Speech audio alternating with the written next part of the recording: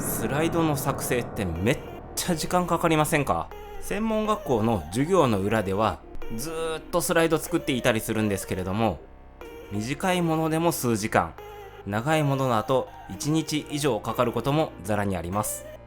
これ AI で短縮できたらなって思うんですけれども、今の時代できるようになっているらしいんです。今回はスライドの作成を AI でどこまで短縮できるのか検証していきたいと思います。こんにちは、専門学校講師のいられさんです。今日は専門学校講師の裏側、授業のない時何やってんのっていう話をしていきたいと思います。と言っても一言では言い切れないほどいろいろあって、今ご覧いただいている YouTube とか事務作業とかいろいろあったりはするんですけれども、講義のスライドもよく作っています。一般的なスライドって10枚前後と言われたりするんですけれども、授業のスライドってなると全然そんなことなくて、多い時は80枚とか90枚とかそれくらいになることもあります。めちゃくちゃ多くないですか？しかも手作業で作っています。授業の数だけスライドがある状態で、もはやスライド職人それぞれのスライドで内容を整理したり、レイアウトを調整したり、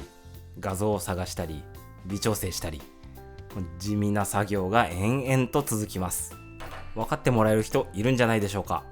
私の場合は早くて数時間、内容によっては1日以上かかることも普通にあります。そんな時間が解けてしまうスライドの作成、今の時代は AI でできるらしいんですけれども、 AI で授業スライド作成はどこまで時短ができるのか、実際のワークフローで検証してみたいと思います。ただ本物の授業の資料はさすがに使えないので、今回は過去に作った YouTube の動画をスライド化していきたいと思います。3度の飯よりスライドを作っているスライドの化身ともいえる私がチェックしたいポイントは以下の3つです。 AI だけで完結するのか、人間の調整がどれぐらい必要なのか、実務で使えるレベルなのか、この3つです。私が時短につながると思えるなら、皆さんの仕事もかなり時短につながるはずです。一体どうなるのか、ぜひ最後までご覧ください。このチャンネルでは楽しく分かりやすくをモットーに、デザイナーやクリエイター、センスを磨きたい人のために情報を発信しています。続けて見ていくうちにスキルアップするはずです。YouTube よりも本格的に学びたいという方は、私の有料講座もおすすめです。高評価とともに概要欄をチェックしてみてください。で、今回使うのが AnyGen というツールです。概要欄にリンクがあるので、そちらからアクセスしてみてください。で、最初にページを開くと英語で表示されるんですが、左下のアイコンのランゲージから日本語化することができます。こんな感じで日本語でも使っていくことができます。あと設定欄にオプトアウトの設定が見つけられなかったんですけれども、一般的な AI の使い方として、個人情報だったり未公開の企業秘密、企業情報などは入力しないっていうのがリテラシーとしてありますよね。その辺は各自の判断で入力して使うというのが良さそうだと思います。で、今回は過去動画の内容を使って講義スライドを作っていきたいと思います。で、実際にスライドにしてみようと思っているのがこちらです。以前私が YouTube の動画に上げたランダム配置のやり方についてですね。これはもういられの純粋な機能だけでランダム配置がこんな風にできるんだよっていう動画になっています。それのテキストがこちらです。こんな感じでですね、全部で1000文字程度の文章ではありますが、これをどんな風にスライドにしてくれるのか、ちょっと私も想像ついていませんけれども、やってみたいと思います。ではテキスト貼り付けていきたいと思います。あとは画像もアップロードしておきます。ドラッグ&ドロップでアップロードで、ここからAdobe イラストレーターの専門学校での授業で使えるスライドを用意してくださいと。で、時間も計っていきたいと思います。どれぐらい早くなるでしょうかね。では行ってみたいと思います。スタート。ちょっとストップウォッチを押すのに時間かかっちゃって数秒ずれがありますけど、ご容赦ください。スライド構成の確認、はい。10枚ぐらいで、はい、大丈夫です。こんな感じで。ちょっと時間切れというか、ここのスライドの構成選ぶ余地がありそうなんですけれども、制限時間が短めで、パッパ選ばないといけないかもしれない。でもなんか、だいたいイメージした通りにはなってますかね。何のために使うんですよみたいなのとか、そのボリュームとかも指定してあげた方が本当は精度の高いものが上がるのかもしれない。どれぐらいで出来上がってくるのか楽しみです。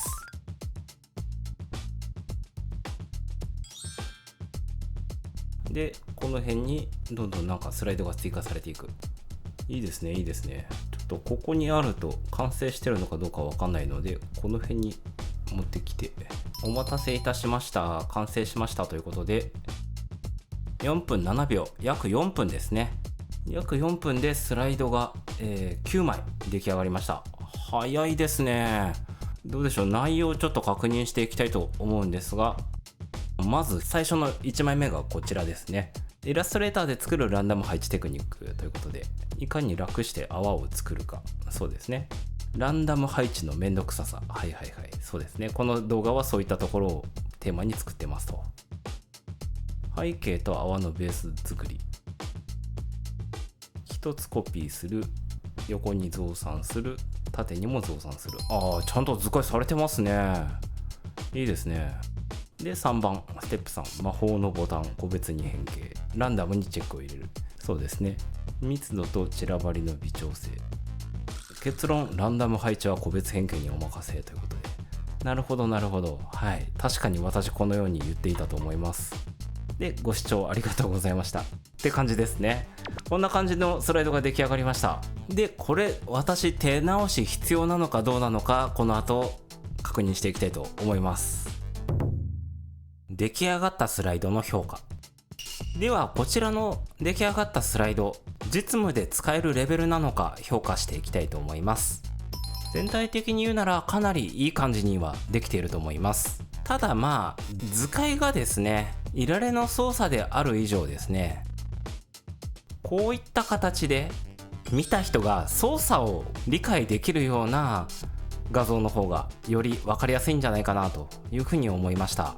これはちょっと生成するのは実際に難しいところではあると思うんですけれども、もうちょっと画像を共有して生成したらもっと使えるレベルになっているのかもしれません。あとはそうですね、見出しの部分、こういうのを一切指定していなかったんですけれども、そういう指定された文章とかの方がよりうまく生成してくれそうかなという印象がありました。これはテキストの精度の問題でしょうかね。私のテキストが動画の文章をそのまま表示しているだけなので、見出しとかそういったものが一切ない状態だったんですけれども、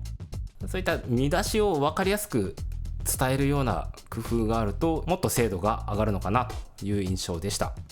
一回この画像を渡して、他の画像も渡してみて、どんな風に上がってくるのかを見てみましょうか。例えば実際の操作の様子ですね。この辺の画像も共有しながらやったらもっと精度上がるのかなっていうところ、実験してみようかなと思います。じゃあせっかくなんでちょっと実験してみますね。じゃあこの画像を使ってもう一度生成してみてくださいとしてみたいと思います。 AI 全般に言えることではあるんですが、渡す情報によって精度が変わるというのは全体的に言えることですんで、画像を渡すことによって情報の精度がより上がるような修正を加えています。見出しのあたりは特に注文つけませんでしたけれども、その辺は自由にちょっとやってみてもらおうかなという感じですね。はい、じゃあ思ってたよりも早くスライドが修正されたようです。はい、そうですね、こんな感じでね。なるほど、はいそうですね。素晴らしい。今回は4つほど画像をアップロードしたので、画像が簡単に差し替えられていいですね。結構大幅に手直ししないといけないかなと思ってたんですけれども、差し替えてくださいという指示だけで結構うまくいきますね。素晴らしい。ここの画像とかはちょっと差し替えたい気はしますけれども、この操作の説明としては十分なクオリティありますね。あとちょっと直したいところがあれば、この場で直すこともできますと。いいですね。この猫は猫いらないことにしちゃう、消しちゃうっていうこともできますと。へえ、素晴らしいですね。このなんかあれかな、画像をドラッグ&ドロップでそのまま差し替えて入れることもできると。へえ、すごい。スライド作成ソフトみたいな使い心地。ここら辺は削除して画像で差し替えることも可能と。もうなんかスライド作成ソフトみたいな使い心地。この画像の差し替えも簡単でしたね。ここ並んでないのもちょっと気になるので、こうやって揃えて、便利だと思います。早い、すごい、ちょっとびっくりしました。素晴らしい。でも1回で完璧に仕上がるというよりかは、人間が手を加えて最終的に完成させる方が良いかなというふうに思います。で、作ったものをパワーポイントに書き出すことができると。ダウンロードしてパワーポイント形式 PDF 画像とあります。で Google スライドにエクスポートもありますね。じゃあ一回パワーポイント形式でダウンロードしてみましょうか。パワーポイント、すごいですね。これで開けたら完成ということで、ボスモードの実演。ここでボスモードという機能を使ってみたいと思います。これは出来上がったスライドに対して初稿の PDF に赤ペンで修正指示を入れていくみたいな使い方ができるモードのことです。どこの何に指示をしたいかみたいなのが直感的に選べるっていうものですね。これはセンター配置にしてもらって、で保存とすると1件編集要素がストックされたっていうところですね。もっと文章を短く、作業中の人物の画像、簡単になって喜んでいる画像に差し替えて保存。こんな感じでどこの何をという指示が簡単になるっていうことですね。うまくいくんでしょうかね。で適用を押すと、それが全て一括修正されていくということのようです。はい、できたようです。ちゃんとセンター配置いきましたね。素晴らしいです。で文章も短くなっています。こんな感じでね、うまくいって喜んでいるよみたいな、そういった画像に差し替えられました。これ普通の人間とのやり取りみたいでいいですね。本当に人に指示を出しているような、初稿で修正箇所を決めているような、そんな感覚でできました。素晴らしい。じゃあもうちょっとなんか複雑なことを依頼してみようかな。ちょっと思いついちゃったんでやってみようかな。もっと仕事っぽい使い方でどういう使い方できるかなと思ったら、インターネット上の情報をリサーチしてそれをスライドにしてもらうみたいな。例えば専門学校講師のいられさんについて調べ、チャンネル登録をしたくなるスライド資料を作成してください。専門学校講師のいられさんについて調べ、チャンネル登録したくなるようなスライド資料を作成してください。ビジネス的な数字や客観的情報をもとに作成してくださいということで、スライドを作成クリックして、これでもう間違いなくスライドになりますね。でテンプレートをここからいろいろ選べるようなんですけれども、なんかいろいろあっていいですね。じゃあこれでいってみましょうか。はい、先生いけましたね。これリサーチ込みで指示だけでスライドができるって結構便利だと思います。自分のホームページに書かれているオフィシャル情報からスライドを作成してくださいとか、 LP をスライドに置き換えたいとか、そういった使い方すごい簡単なんじゃないかなというふうに思います。ちょっと長いなこれは。あんまり長くなってもしょうがないんで、分かりやすいシンプルなスライドでお願いしますと追加いたしました。ついでにいくつかテンプレートも試してみたいと思います。でこの資料は次のまとめのパートで紹介していきたいと思います。ということでまとめです。こんな風にちゃんとパワーポイントで開くことができて編集することも可能でした。いろんな環境の方に対応できそうですよね。で実際使ってみた感想ですけれども、完全自動化というよりかは高精度な下書きが素早く出来上がるといった印象です。人の手が少しかかったり確認が必要だったりするのが実情だとは思いますけれども、9枚スライド作成するのに5分少々、修正入れて10分以内ぐらいで終わってますんで、スライド作成で解けてしまう時間が少なくなりそうだなという印象です。で、さらにリサーチからスライドまで自動化した資料がこちらです。専門学校講師のゆられさんチャンネル紹介、驚異の 98% が示すコンテンツ品質ということで、動画視聴したユーザーの 98% が高評価をマークしていますといったようなグラフが出来上がったり、圧倒的な実績と信頼の証ということで様々な数字が表示されたり、この画像から全て生成してもらっていますけれども、 YouTube での実績だったり書籍の出版だったり現役講師だよという紹介だったり、様々な角度からリサーチした結果をスライドにしてもらえています。今すぐチャンネル登録してスキルアップしましょうと。もっと本格的な、なぜ今専門学校講師のゆられさんなのかとか、こんな感じでテンプレートを選ぶだけでビジネス寄りの使い方も実際にできるようになっています。テンプレートを選ぶだけっていうのがいいですね。プロンプトでデザインの方向性とかをいろいろ指示したらいいんでしょうけれども、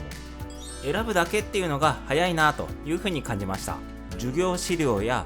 チュートリアルのスライド、提案資料など大量のスライドを定期的に作っている方には初稿作成ツールとして試してみる価値はあると思います。